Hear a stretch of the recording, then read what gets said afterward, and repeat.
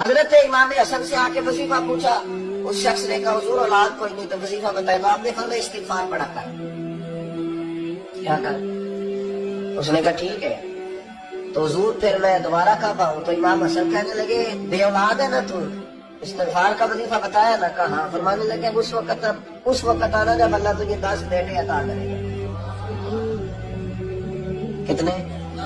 2 4 نہیں، 10 ہی کہہ دیے۔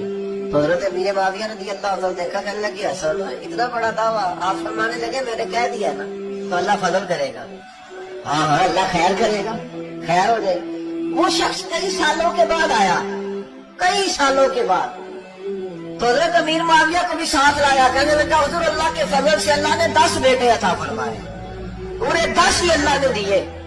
تو حضرت امیر معاویہ کہنے لگے جناب بات تو آپ کی سچی ہو گئی، تو مجھے بھی بتائیے وظیفہ کہاں سے لیا؟ فرمانے لگے قرآن پاک سے، سورہ نوح کی 10 11 12 آیت پڑھو۔ اللہ فرماتے تم استغفار پڑھو، میں تمہارے بیٹوں سے بھی مدد کروں گا، مالوں سے بھی مدد کروں گا۔